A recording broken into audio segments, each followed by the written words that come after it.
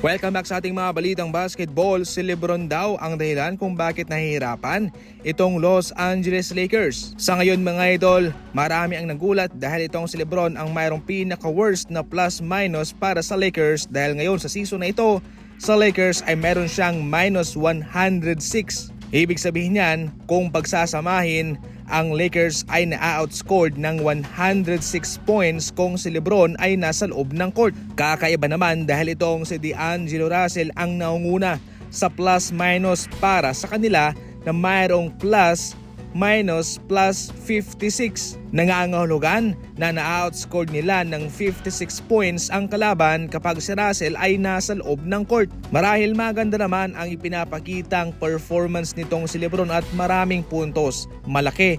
Minsan almost triple-double pa nga ang kanyang kinakamada.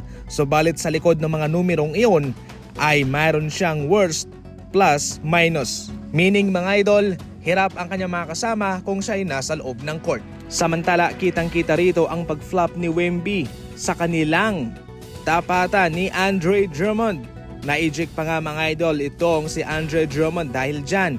Pero nang ma-review, binawi ng referee yung kanyang tawag kay Drummond at pinabalik ito. Umani kaagad ng samut-saring reaksyon ang ginawang iyon ni Wembanyama. Marahil parang natututo na raw na mag-flop itong si Wemby sa NBA. Gayong wala siyang ligtas dahil marami ang nagbabantay at binago na nga ng NBA ang kanilang rule patungkol dyan na siguradong maharap sa multa ang sino mang makikitang mag-flop. Ayon pa sa iba, marami pang dapat na matutunan itong si Wemby sa pag-flop dahil hindi pa siya marunong. Hindi pa nakapaglaro itong si Stephen Curry sa posisyong shooting guard.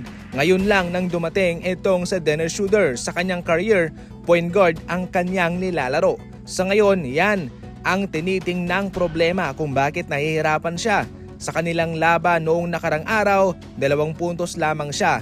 Pagkatapos ng bumawi at pumuntos ng at least 31 points, ngayon naman mga idol, 10 points lamang siya. 2 points sa second half laban sa Indiana Pacers. Yung paglalaro niya sa hindi pamilyar na posisyon ang tinitingnang problema rito sa hindi magandang performance niya.